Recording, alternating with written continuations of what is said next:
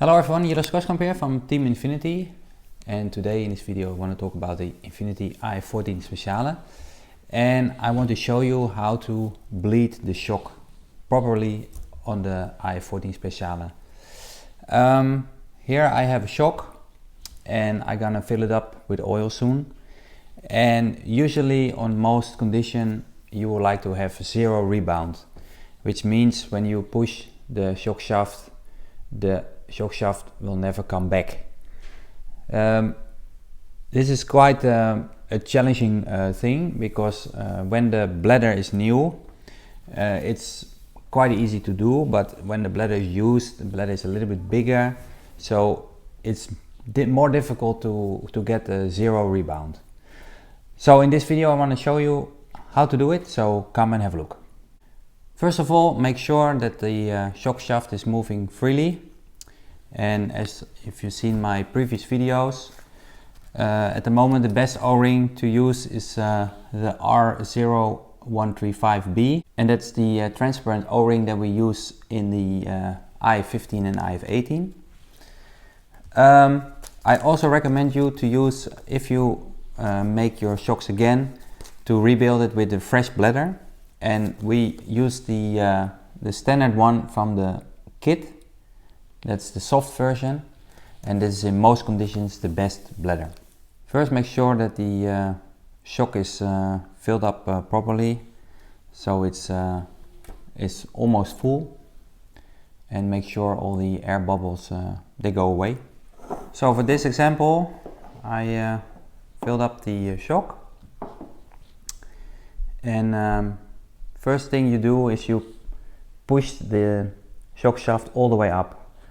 We normally use 8.5 millimeter here, and you push it all the way up, and now you put the bladder very slowly on top of the shock, and you let the oil that is too much have to really try to take away all the oil, and you keep on having the shock shaft all the way to the top, and you bleed the shock.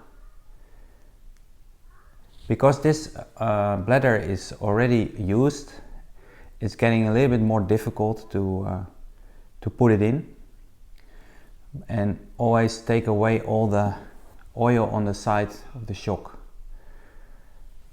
Now I take the plastic, the top of the shock, and again you try to push very gently the bladder inside the shock body, and again try to take away as much oil as possible.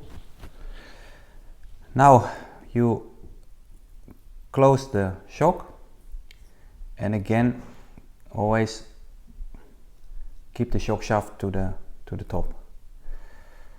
So now I'm gonna close it more, and probably we're still gonna have a little bit of rebound, and you can see it's pretty much impossible to build the shock without any rebound, because if I close it even harder, you see it's still coming out. So here comes the trick now. I clean the shock a little bit, and instead of opening the top again to try to get zero rebound, I open the lower part of the shock. And if you can see now, the shock have very little rebound. So this is pretty much the best I can do with the used bladder.